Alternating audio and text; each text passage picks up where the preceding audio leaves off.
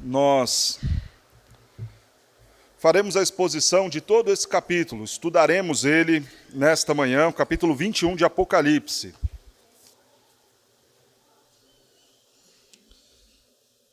Muito importante dizer para os irmãos que nós estávamos, antes da pandemia, fazendo a exposição de Apocalipse aqui na igreja.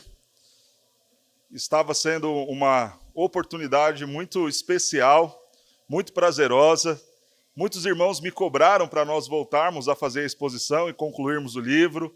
Outros falaram, pastor, tem que pegar, colocar isso no culto à noite, voltar lá do começo para todo mundo poder acompanhar a exposição de Apocalipse. Mas é claro que nós não poderemos fazê-lo agora. Mas prometo, daqui uns 2, 3 anos a gente coloca aí, dentro do plano litúrgico da igreja, novamente a exposição de Apocalipse, verso a verso, como estávamos fazendo no Crescendo na Graça, faremos no culto noturno e no culto também da manhã.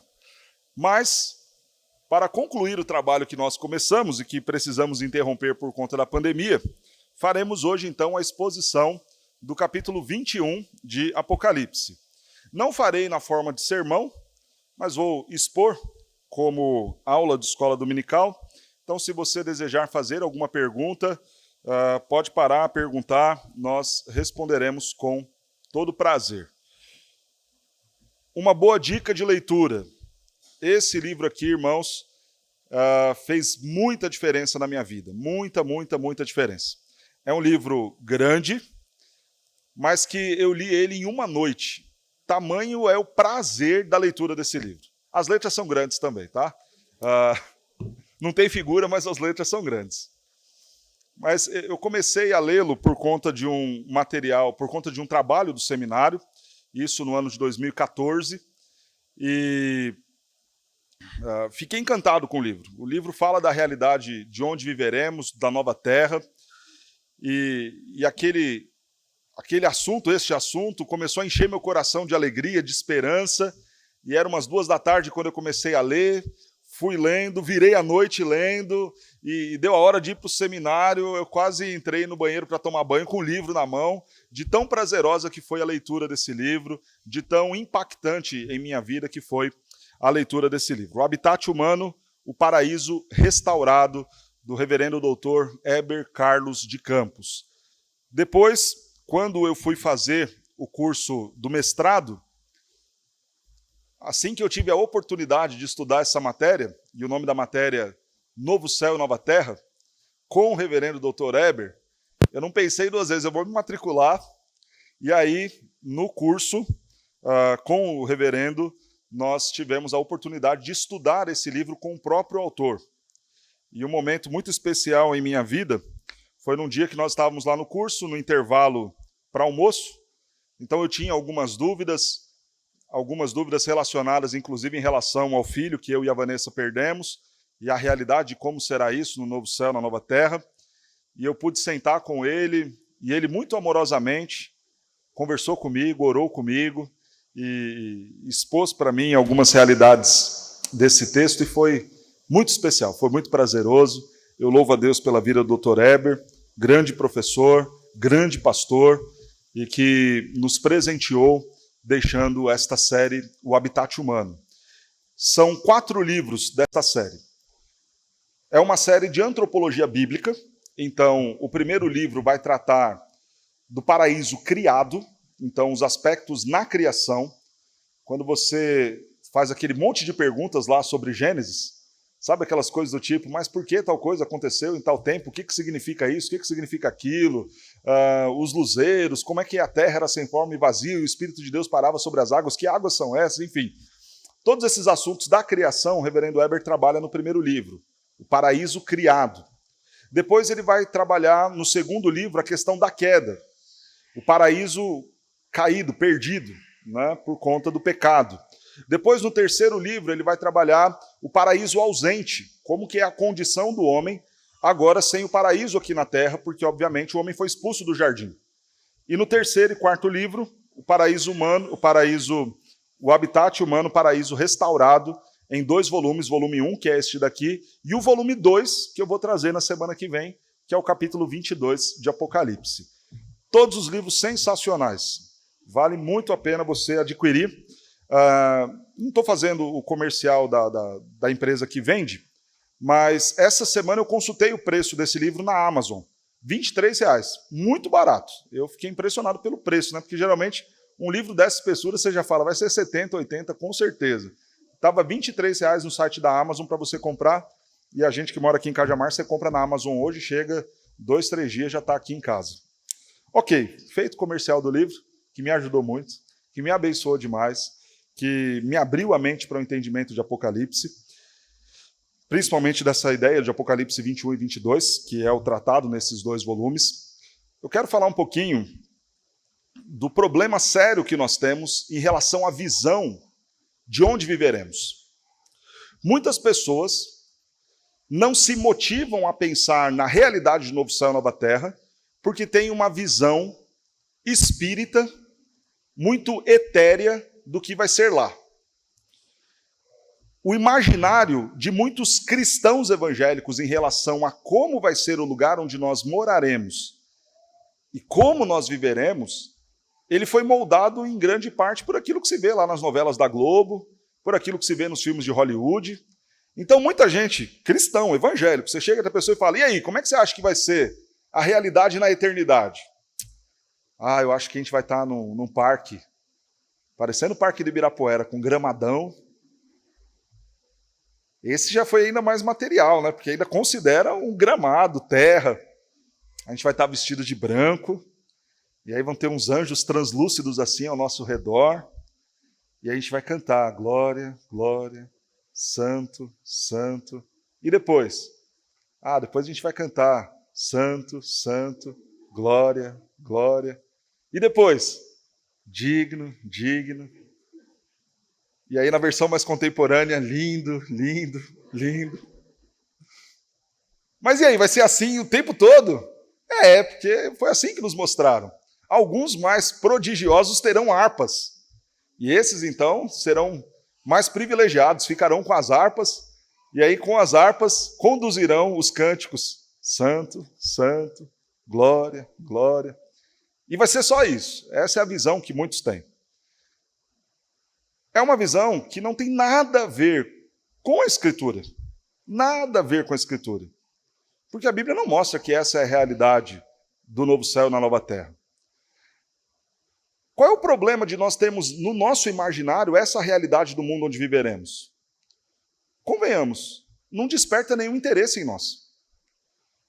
Um amigo meu, filho do reverendo Avassi, Lucas, o reverendo Avassi contava para nós no dia quando estava dando aula para a gente, na classe de catecúmenos, ele falava assim que o Lucas chegou para ele um dia e falou, ô pai, eu não sei se eu quero ir para o céu, não. Mas por quê? Porque a gente não vai fazer nada lá, vai ficar só cantando, cantando, cantando, cantando, cantando, não vai fazer mais nada. Muitos pensam em relação à vida eterna desse jeito. E não há nada de muito que gere em nós muito entusiasmo se nós considerarmos a realidade futura assim. E, infelizmente, muitos crentes não conseguem pensar nas coisas lá do alto porque não sentem prazer nessas coisas, porque não foi apresentado para eles a realidade de onde viveremos. E alguns, então, partem para um outro problema, que é de imaginar assim, olha, pastor, mas é porque a Bíblia diz que nem olhos viram, nem ouvidos ouviram, que Deus tem preparado para nós. E isso é verdade. Nós ainda não contemplamos porque essa será uma realidade futura. Mas isso não significa dizer que a Bíblia tenha nos deixado órfãos de informação.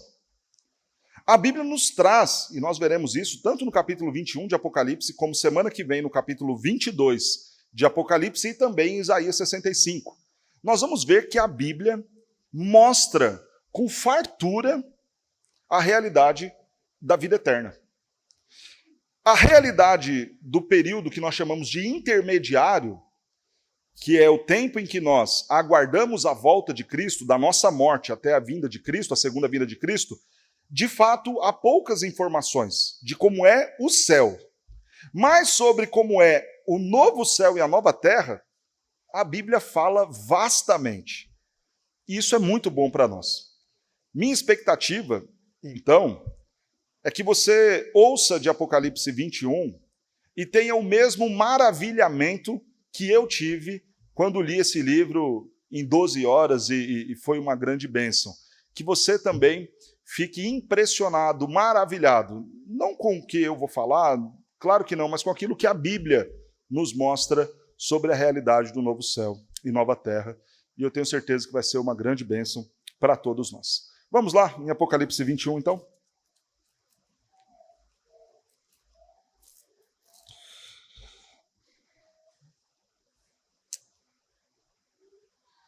Farei um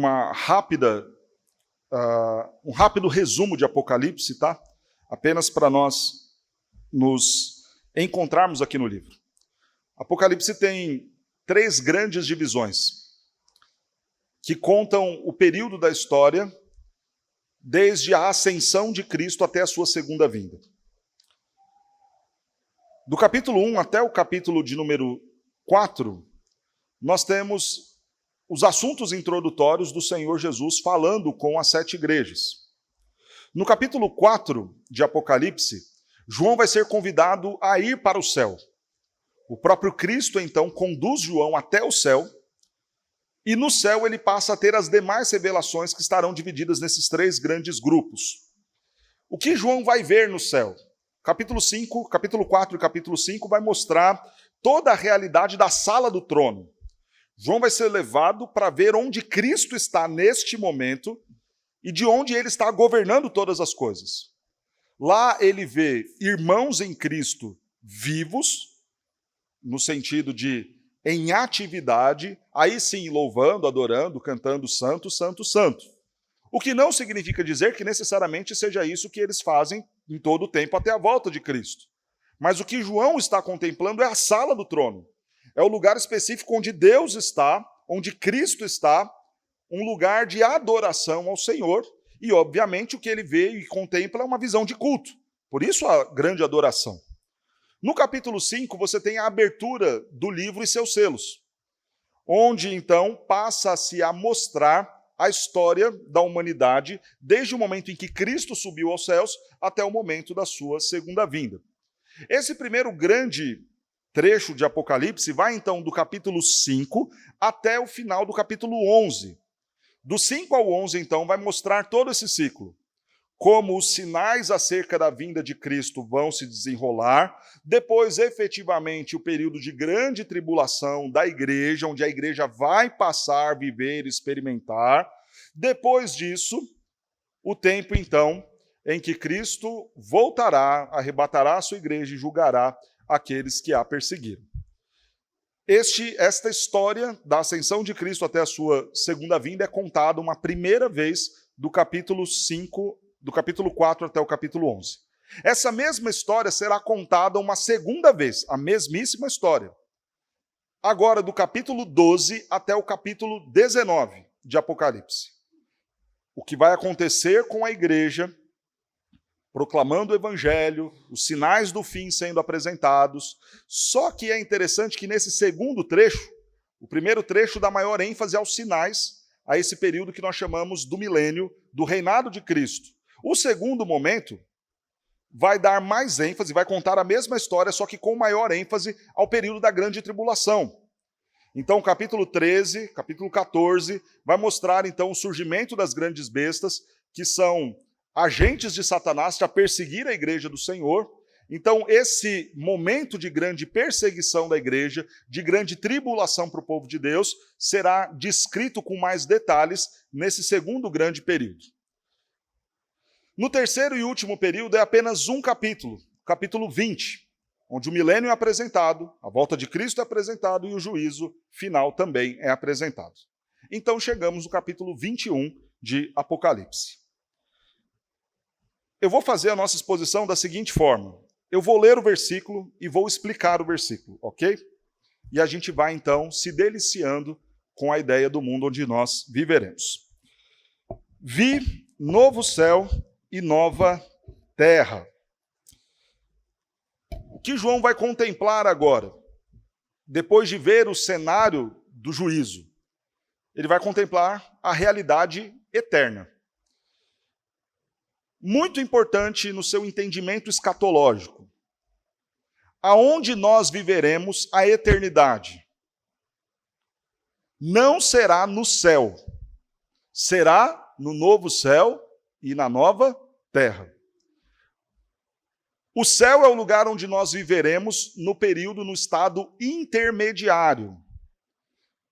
O que é chamado de estado intermediário na teologia e atribuído a partir da Escritura? O tempo em que nós morremos até o tempo da volta de Cristo. No meio intermediário a estes dois períodos, da nossa morte até Cristo voltar, nós estaremos no céu. É para este lugar que Cristo fala com o ladrão da cruz. Hoje mesmo estarás comigo no paraíso. O paraíso é onde nós viveremos eternamente? Não. O céu, paraíso, seio de Abraão, terceiro céu, todos têm nomes diferentes, mas são o mesmo lugar. É o lugar onde Cristo está hoje, que será a nossa habitação temporária até a volta de Cristo. Aonde o ímpio vai viver eternamente? No inferno? Não. No lago de fogo e enxofre. É aquilo que vai dizer, inclusive, o verso de número 15 de Apocalipse 20. E se alguém não foi achado inscrito no livro da vida, esse foi lançado para dentro do lago de fogo. Também o inferno é um estado intermediário. O ímpio, ao morrer, vai para o inferno e no último dia vai ser lançado no inferno tanto o ímpio como também o próprio Satanás. Verso 14 do capítulo 20 vai nos dizer isto. Então a morte e o inferno foram lançados para dentro do lago de fogo. Esta é a segunda morte, o lago de fogo. Esse, então, o estado intermediário e depois o estado final. A Bíblia não nos dá muitas referências do que é o lago de fogo, mas é chama que não se apaga. E nós não defendemos a ideia de aniquilação da alma. Perecerão e sofrerão eternamente no lago de fogo e enxofre. Como a Bíblia não nos dá informações de como é este lugar, porque você vai ver que assim que o texto termina de falar do julgamento, o texto vai começar a falar do novo céu e nova terra, e então termina-se o livro de Apocalipse, nós também não vamos especular sobre como será e o que é o lago de fogo e enxofre, ok? Falei sobre o estado intermediário. Dúvidas aqui sobre a questão do estado intermediário? Tranquilo? Vamos avançar então. O que João vai deslumbrar? O que ele vai ver? Ele vai ver aonde nós viveremos eternamente. Vi então novo céu e nova terra. Essa expressão é muito importante ser entendida corretamente.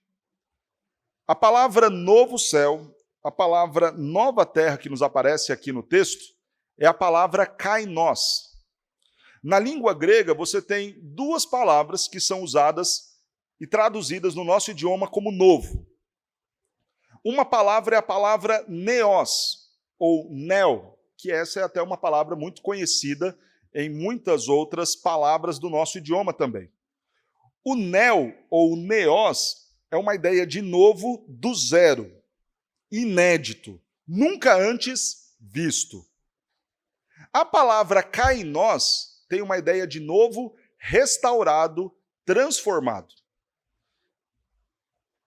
Na língua portuguesa, a gente não distingue os dois, mas na língua grega há essa distinção. Vou dar um exemplo para vocês. O Marcos chegou e viu meu carro semana passada, eu tinha tirado ele da funilaria.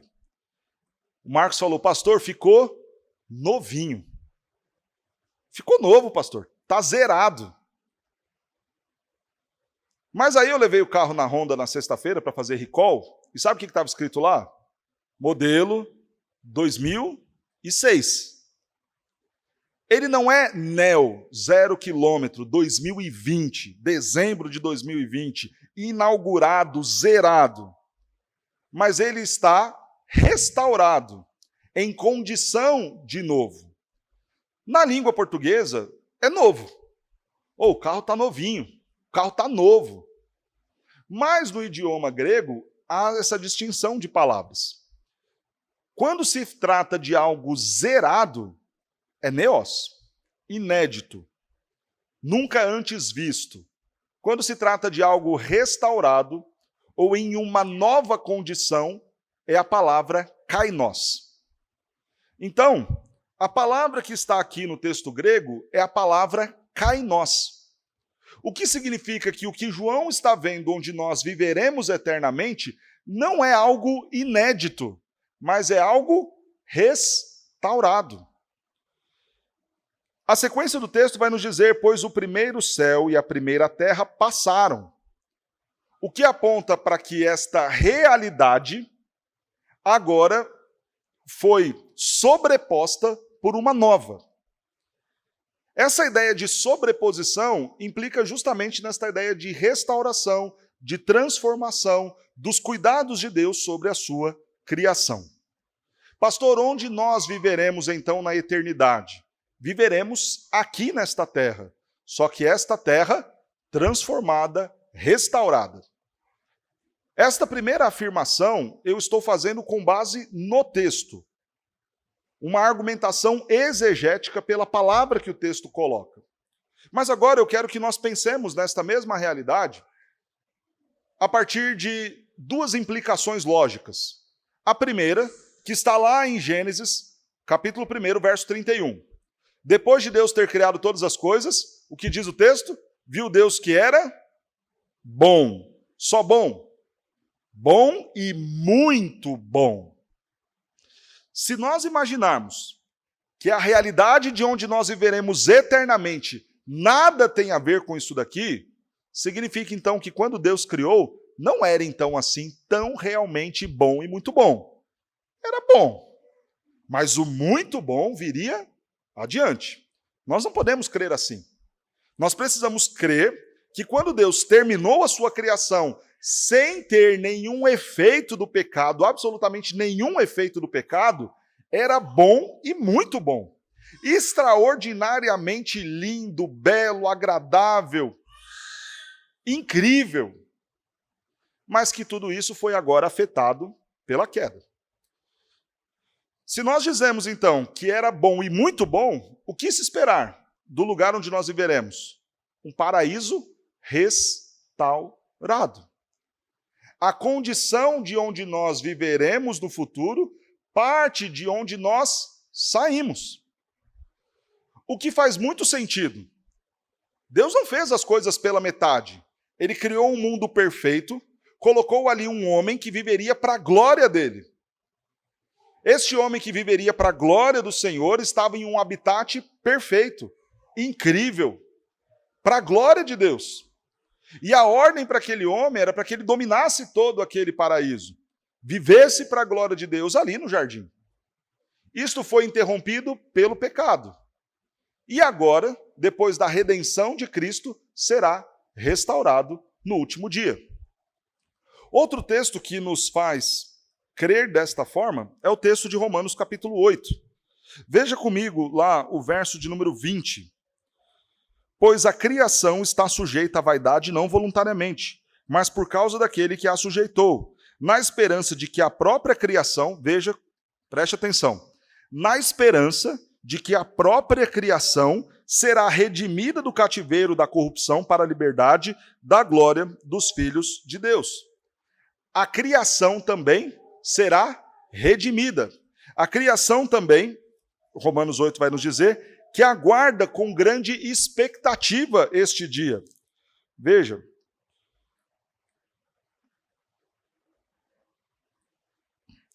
A ardente, verso 19, a ardente expectativa da criação aguarda a revelação dos filhos de Deus. Também a criação que foi sujeita à corrupção por conta do pecado, aguarda ela também com grande expectativa a volta de Cristo. Porque ela sabe que também ela, naquele dia, será redimida. Claro que aqui, esta ideia deste sentimento de expectativa é uma figura de linguagem, né? Nenhuma árvore tem um sentimento de que vai ser restaurado. Mas é a ideia de que toda a criação, a uma só voz, também geme, aguardando este dia. E tudo isso vai ser dito por Paulo lá em Apocalipse. A segunda consideração lógica deste pensamento do porquê viveremos aqui parte do pressuposto de quem é o vencedor na história. Se Deus criou tudo perfeito, Satanás conseguiu convencer os homens em relação ao pecado. E a história terminar assim, quem saiu vencedor no final? Deus ou o diabo? O diabo.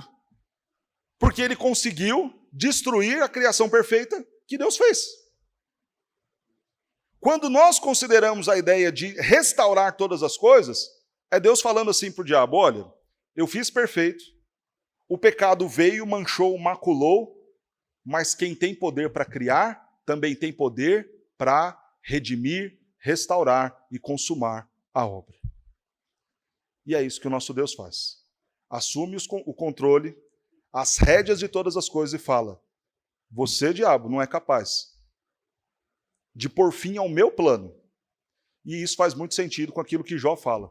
Bem sei, Senhor, que tudo podes, nenhum dos teus planos pode ser frustrado. Se o plano era um jardim, um paraíso bom e muito bom, nem mesmo o diabo, nem mesmo o pecado pode destruir esse plano de Deus. Nenhum dos seus planos podem ser frustrados. No tempo certo, ele virá e restaurará, redimirá essa criação. E viveremos neste lugar belíssimo, extraordinário, que infelizmente nós não temos nem condições de pensar nele, porque quando nós olhamos para a criação já a vemos afetada pelo pecado. Pensar nesse habitat, e aí fazendo uma breve ponte lá com o texto de Isaías, Isaías vai dizer que a criança vai brincar com o leão. O leão vai precisar de um habitat selvagem para viver. Os animais estarão ali, presentes. A criação estará lá toda redimida. E tudo que for necessário para manter a criação também será uma realidade na nova terra. Feita a distinção, então, onde viveremos? Aqui, numa realidade de mundo restaurado. Ok? Não só aqui no planeta Terra. Todo o universo, nós entendemos que foi afetado pela queda. Todo o universo também sofrerá os impactos da redenção. O que isso significa, pastor? Que em alguma medida, talvez alguns planetas antes do pecado fossem habitáveis? Talvez sim.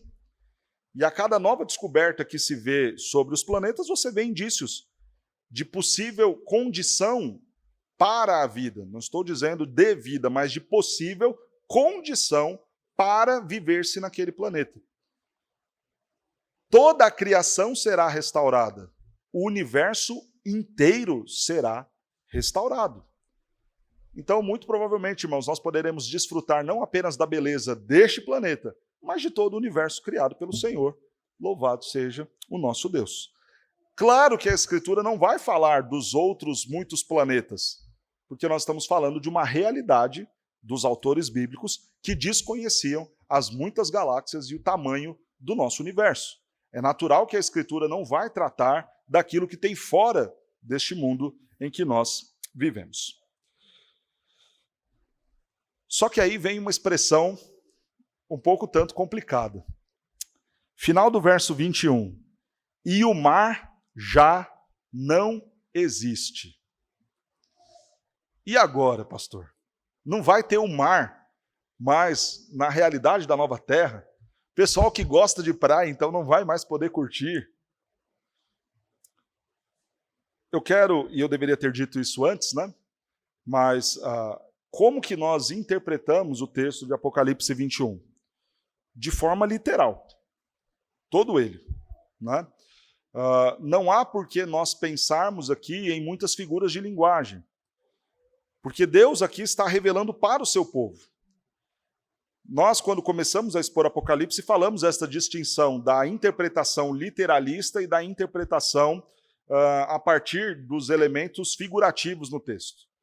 E falamos que sim, não dá para interpretar Apocalipse todo ele literal, porque Apocalipse foi escrito em um contexto em que a igreja estava sendo perseguida e algumas mensagens, principalmente indicando os inimigos da igreja, no caso daqueles dias o Império Romano, precisavam ser tratadas com muito sigilo e com muitos símbolos, para que a igreja não sofresse ainda mais a partir do descobrimento dessas cartas, porque Apocalipse foram cartas escritas para 7 igrejas. Então, é claro que há códigos aqui, mas códigos muito mais ligados quando se fala a condição de inimigos da igreja, de como eles serão destruídos, do que códigos naquilo que diz a realidade futura da igreja. Para aquilo que a igreja vai viver no futuro, não havia necessidade de se esconder nada de Roma. Então, por isso que nós interpretamos de forma literal. Esta é uma mensagem para o povo de Deus, que não está tratando dos inimigos desse povo. Então, pode mandar ela com literalidade. E nós interpretaremos Apocalipse 21 com literalidade. Feito essa ressalva, essa consideração, eu quero que nós pensemos então aí nessa realidade acerca do mar. Eu quero ler aqui a página 42 do livro para me ajudar, né?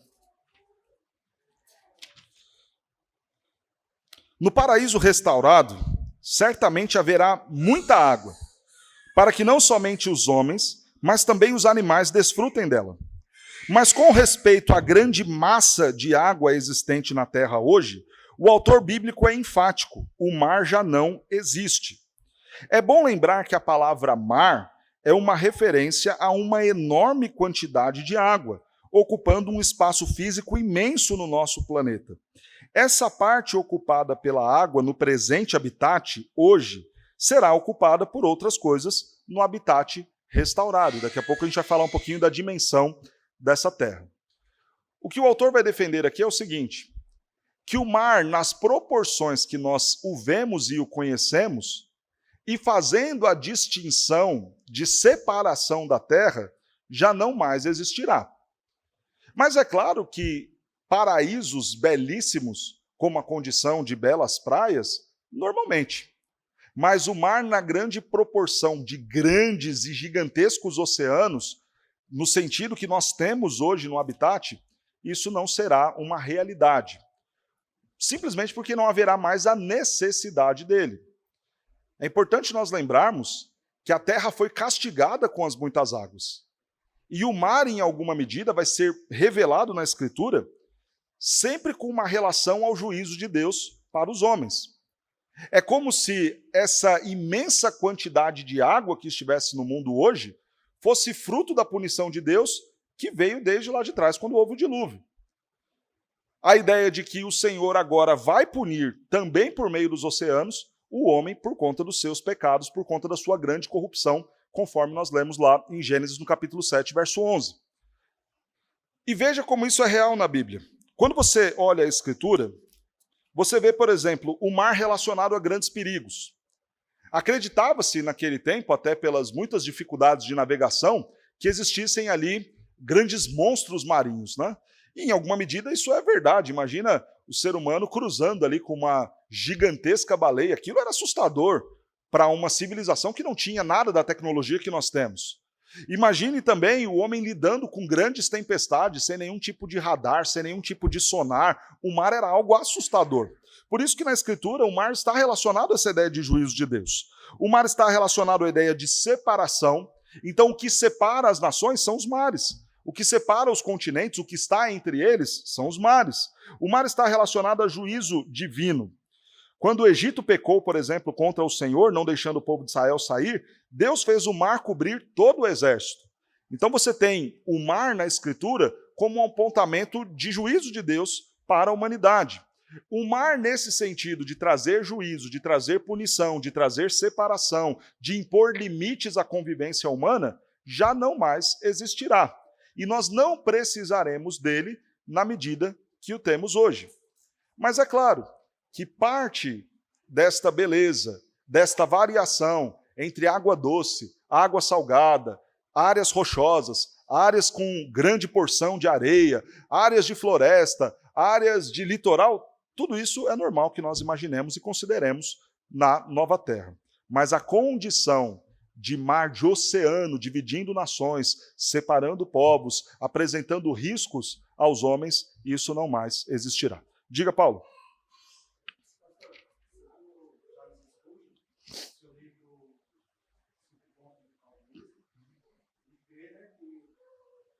Cristo morreu não por poucas pessoas, mas mais pessoas serão salvas do que pessoas condenadas. Então, ele crê que haverá milhões e milhões de pessoas salvas. Será que isso tem relação? Vai ter espaço para. Ok. Vamos falar disso daqui a pouco. Sobre o tamanho da nova terra para abrigar todas as pessoas, né? Falaremos disso já já. Ok, o texto segue. Vi também a cidade santa, a nova Jerusalém, que descia do céu, da parte de Deus, ataviada como noiva, adornada para o seu esposo. Algumas informações importantes aqui que reforçam algumas outras que nós já dissemos. O texto diz que vê uma cidade que desce. Então veja, não é uma realidade que se ausenta daqui, mas que vem para cá. A nova Jerusalém desce então para esta terra redimida, restaurada. É como se nós imaginássemos, e o autor nos faz pensar assim, né? Essa separação dos continentes, deixando de existir, sendo novamente toda essa porção de terra reagrupada, pronta para receber agora uma nova cidade que descerá do céu, prontinha para encontrar aqui o seu lugar de fixação. Interessante a expressão cidade. Então, aquele negócio que você vai morar no Jardim do Ibirapuera, gigantesco, com gramadão, não é muito condizente à expressão que o texto tem aqui. E vale dizer que o sentido de cidade aqui, no Novo Testamento, já é uma visão muito bem consolidada na cabeça do autor bíblico. Por exemplo, Roma era uma cidade gigantesca. 1,5 milhão de pessoas viviam em Roma. Então, a gente não está falando de uma cidadezinha que você via uma casinha no campo aqui, aí você olhava, via aquele grande pasto verde, mais uma casinha colar. Quando você fala de conceito de cidade, Roma já era uma cidade igual a nossa, com muitas ruas, com muitos espaços públicos, com muito comércio. Então, o conceito de cidade nos dias de João, quando ele usa a expressão que ele viu uma cidade, não pense você que ele está vendo lá um campo com casinhas, choupanas saindo. Ele está falando de um conceito de cidade mesmo, senão ele chamaria isso, claro, de outro jeito. Quando ele fala que vê uma cidade, o conceito de cidade já era muito bem firmado, claro, sem a beleza dos muitos edifícios que nós temos, mas pontes, sistema de esgoto, toda a estrutura comum de uma cidade já era conhecida por João nos dias em que ele escreve aquilo que ele está vendo aqui. Quando nós pensamos numa ideia de cidade, irmãos, e agora juntando com aquilo que o Paulo disse, nós já começamos a pensar muitas realidades. Você terá necessidades diversas dentro da cidade, que nada tem a ver com pecado. Você tem que agora suprir de alimento milhares de pessoas. Porque, como Paulo disse, e é verdade, milhares de cristãos viverão ali, estarão lá. Louvado seja Deus, e eu quero ser um entre esses milhares. E quero que todos vocês estejam lá também, em nome de Jesus. Imagine alimento para todas essas pessoas. Imagina fazer água chegar para todas essas pessoas. É natural que você tenha, então, uma estrutura de cidade, como nós temos hoje, claro, sem nenhuma mácula do pecado. Então, as necessidades que nós temos hoje de logística é uma realidade que a gente vai ter na Nova Terra.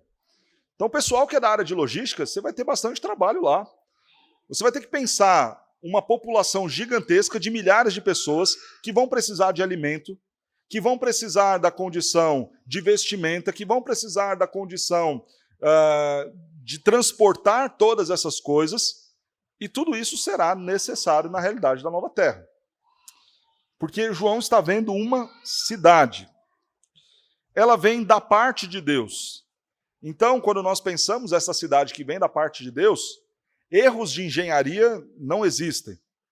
Problemas no tráfego, obviamente, não vão existir, porque foi uma cidade planejada pelo próprio Deus, pensada pelo próprio Deus e organizada pelo próprio Deus. Por que é importante nós enfatizarmos isso aqui? Ao mesmo tempo que a gente tem que pensar numa ideia de continuidade de parte daquilo que nós vemos hoje como conceito de cidade, nós não podemos deixar de pensar que tudo isto não foi afetado pela queda e, principalmente, foi criado e pensado pelo próprio Deus. Então, nem a melhor das cidades do mundo será comparada com esta cidade pensada pelo próprio Deus. Porque a melhor cidade do mundo, ainda assim, foi pensada por um homem que tem pecados, que é falho, que é finito. Mas esta cidade, ela vem da parte de Deus. Então, embora seja cidade, claro que não dá para dizer que é uma cidade como Cajamar ou uma cidade como Genebra, na Suíça. Claro que não.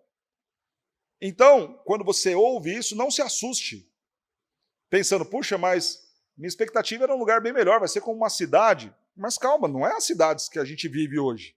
É uma cidade que vem da parte de Deus, pensada por Deus, planejada por Deus, com os espaços separados pelo próprio Deus, com a estrutura, com a engenharia, com a arquitetura, com a decoração, com a beleza próprias do próprio Deus.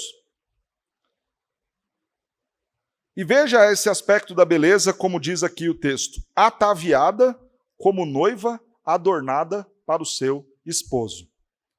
Quando João vai falar da beleza desta cidade, ele só consegue pegar uma coisa como referência. O quê? Uma noiva no dia do seu casamento. A cidade é tão linda, é tão bem planejada, tão bem preparada, que é a semelhança de uma noiva no dia do seu casamento. Tudo foi pensado. O cabelo, a unha, o vestido, o que vai no pé, as joias, tudo foi muito bem pensado para a noiva no dia do seu casamento.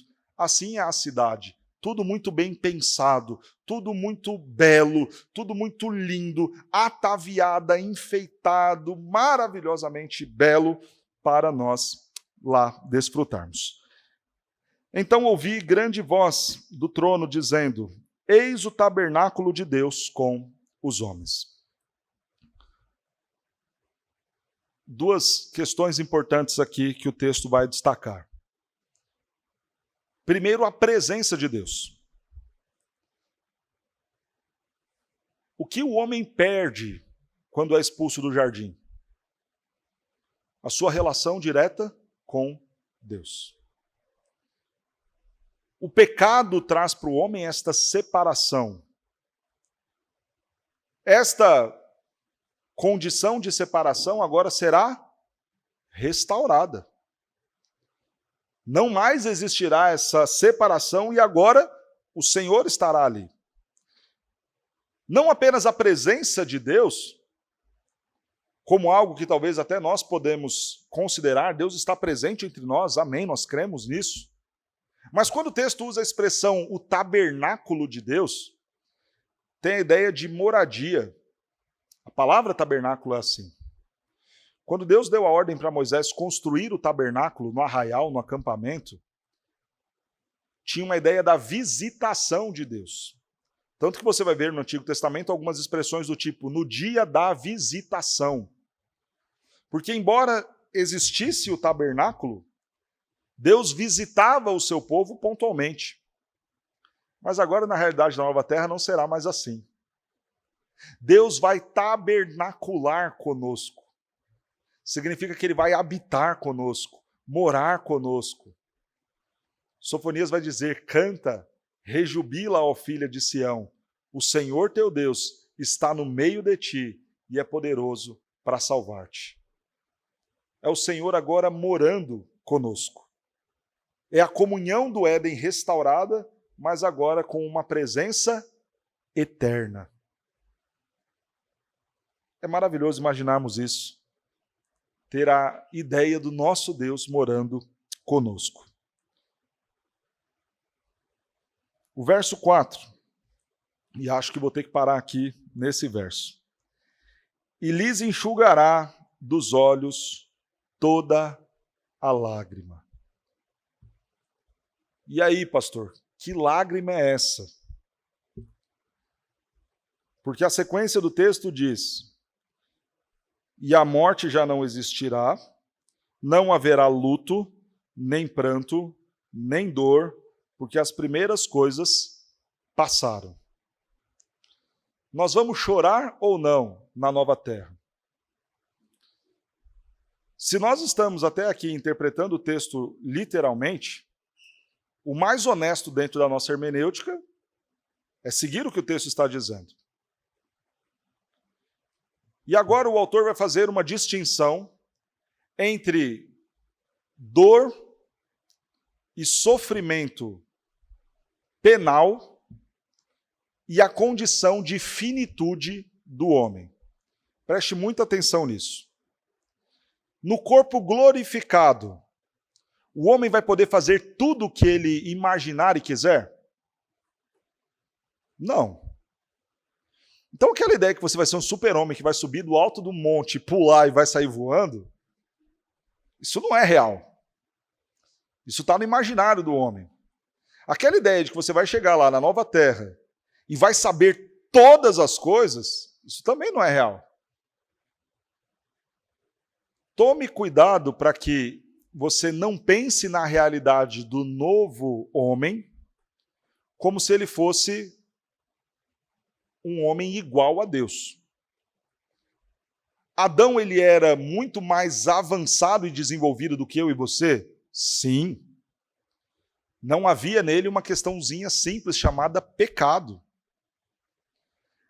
Mas Adão era igual a Deus? Claro que não. Adão era um ser finito, assim como nós somos finitos. Vamos trazer isso para a prática.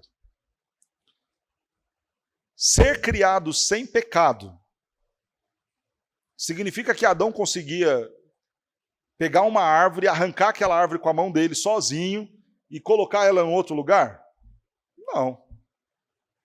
Por quê? Ele não era perfeito, pastor? Ele era perfeito, mas era finito. Ele foi criado com um corpo que tinha uma certa limitação, uma certa finitude para o que diz respeito a peso. Ok, pode ser que ele conseguisse carregar muito mais peso do que eu e você, pela inteligência dele, pelo jeito certo de saber pegar as coisas. Mas não pense que ia ser algo muito além do que a capacidade física do corpo poderia suportar. Quando você vê um halterofilista, aqueles que erguem o peso, claro que tem muita força envolvida ali, mas tem técnica, tem o jeito certo. Então é claro que, em alguma medida, mesmo o homem mais forte desse mundo talvez perdesse para Adão, porque Adão tinha uma capacidade mental muito superior, porque não havia sido afetada pela queda. Mas há um momento em que o corpo de Adão para, é finito, não é Deus. Então é claro que se Adão lá no Éden tentasse erguer algo que a capacidade de finitude do seu corpo permitia, é claro que ele sentiria dor, que nada tem a ver com sofrimento penal por conta do pecado, mas que tem a ver com a condição limitada e finita de um homem que foi criado à imagem e semelhança de Deus, mas que não é Deus. Veja um exemplo dessa ideia de finitude no Éden. Quando Deus dá a punição para Eva, qual é a punição para a mulher? Ter dor no parto, mas é só isso que está lá no texto? Multiplicarei a sua dor. Você não multiplica a partir do zero. Quanto que é 1 milhão vezes zero? Zero. Você só multiplica pelo menos a partir do 1. Significa que alguma dor Eva sentia. Ou, para aqueles que acreditam que ela não tinha tido filhos antes do pecado, pelo menos alguma dor ela iria sentir ao ter filhos. O que significa que seria a dor de parto como vocês, mulheres, sentem hoje? Claro que não. Mas seria uma dor típica da finitude da mulher. Da finitude da condição física, da elasticidade dos seus órgãos para passar uma criança. É natural, então, que algum tipo de dor ligado à finitude que nada tinha a ver com pecado, os homens sentiriam. E isso é normal. Então, Não pense que você vai chegar lá na nova terra, o super-homem, que agora você vai correr a terra inteira, jogando bola, brincando, se divertindo, e ao chegar ali, depois dessa maratona, você não vai estar nem cansado. Você não será Deus, seu corpo será finito. Quando nós vemos a realidade, o corpo de Cristo, por exemplo, né? Jesus, depois de ressuscitar, ele vai à praia e ele come com os discípulos. Por quê? Corpo como o nosso corpo. A finitude do nosso corpo na realidade de Nova Terra nos fará ter a necessidade de descansar, de comer, de beber água. E claro, nada disso é ruim. Não tem nada mais prazeroso, inclusive, depois de você fazer uma atividade que você gosta muito, ou seja, você está feliz em fazer aquela atividade, depois ainda você poder virar, sentar e falar, agora eu vou descansar. As duas coisas são prazerosas. Tanto o ato de estar ali se esforçando por alguma coisa que você gosta, como também o ato de chegar em casa e falar, que bom, agora eu vou tomar um banho, vou descansar e vou aproveitar. Os dois são prazerosos. Só que além da dor de finitude que nós sentimos hoje, e dos sofrimentos ligados à condição finita do homem, porque nós não somos iguais a Deus, nós temos as dores penais, que aí é Deus punindo o homem pelo seu pecado. Então, as muitas doenças que levam à morte, que levam às tragédias, que levam às guerras, que levam às coisas mais odiosas e bárbaras que nós sabemos que existe na realidade do tempo presente, isso não existirá na nova terra. Mas tudo ligado à finitude do homem, isto vai acontecer, e esta distinção é razoável que nós a façamos. Diga, Marcos. O estímulo nervoso ele é real e necessário, né? Quando você não tem nenhum estímulo nervoso em alguma parte do seu corpo, não é só a dor que você deixa de sentir. Você praticamente inutiliza aquela parte do corpo. Porque você perde o tato, você perde a capacidade de sentir o que você está pegando, tocando, encostando, se é quente, se é frio. Então nós precisamos do tato até para ter os prazeres sensoriais de todas as coisas. Então se você tira todas as condições, por exemplo, nervosas que estão, das ligações nervosas que há na sua boca, você não vai sentir gosto de nada. Então, quando você está anestesiado, você sente isso, né? Essa semana eu fiz tratamento dentário, me anestesiaram a boca. Você perde o gosto de tudo, você não sente. Então, tudo bem, ótimo, não tenho mais dor. Mas, por outro lado, também você perde qualquer coisa. Você não consegue comer direito, não consegue falar direito. Então, é o que o Marcos está colocando. A condição dos nossos nervos, é claro que eles estimulados em extremo, como um beliscão, vai gerar dor. E aí são as dores penais. Mas aquilo que é para dar finitude, da condição finita do homem, isto vai fazer parte até mesmo dos prazeres que ele sentirá. Mas e aí, o homem vai chorar ou não? As lágrimas decorrentes de condições da penalidade do pecado, é óbvio que não. Ninguém vai chorar porque alguém morreu, porque obviamente não vai ter morte, então não vai ter luto, não vai ter o pranto pela morte. Ninguém vai chorar pela violência, por tragédias da vida, porque esse tipo de coisa não vai existir. Mas é possível que ao estarmos diante deste trono de Deus, e veja que esta condição do texto, o verso 3 vai nos mostrar essa condição belíssima de nós estarmos diante da presença de Deus. É claro que isso produzirá em nós sentimentos que nos levarão a lágrimas. Quero ler mais um trecho aqui do livro, na página 179,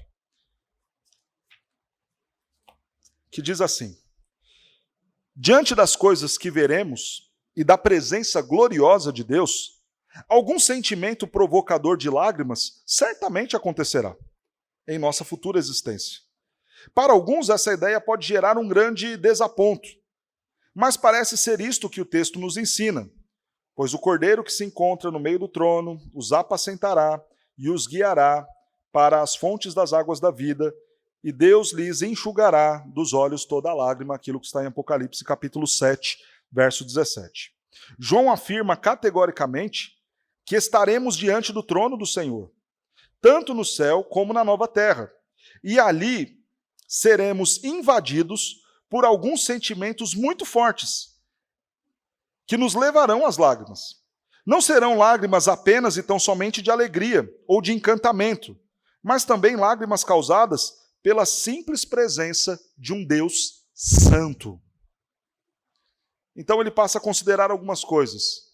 Diante de um Deus santo, talvez a gente vai começar a pensar nas atitudes que tivemos em relação a essa doutrina. Quando você estiver diante da santidade do nosso Deus, talvez você vai começar a considerar naquele uso indevido dos seus dons, do seu tempo, dos seus talentos, do seu corpo. Talvez diante daquela santidade de Deus, você vai considerar e falar, eu deveria ter sido mais santo, mais parecido com Ele. E quanto a esse choro, por conta dos nossos pecados, é uma realidade que Jesus considera lá em Mateus capítulo 5, verso 4. Lembra quando nós estudamos as bem-aventuranças aqui? Bem-aventurados os que choram, porque estes serão consolados, e lhes enxugará dos olhos toda lágrima. É como se nós estivéssemos diante da santidade do nosso Deus, impressionados, encantados, maravilhados, e aquela lágrima escorresse. Eu deveria ter sido um pouco melhor. E no mesmo momento, vem o Senhor e enxuga dos meus olhos a lágrima e fala, eu paguei o preço, fica tranquilo, pode continuar desfrutando. Então, esta realidade, ela é necessária para que o nosso louvor ao Senhor seja ainda mais perfeito. E ela é, ao mesmo tempo, irmãos, uma reação natural daqueles que agora conseguirão entender melhor quem é o seu Deus e, ao mesmo tempo, entender melhor aquilo que foram e o que fizeram. Diante desta presença de um Deus santo, ah, Senhor, eu poderia ter sido melhor. Ah, Senhor, eu não deveria ter te ofendido como eu te ofendi daquela forma. E aí uma lágrima rola. E aí Cristo vem e nos consola. E enxuga dos nossos olhos a lágrima, dizendo, filho, fique em paz. Está pago, está consumado, já está resolvido.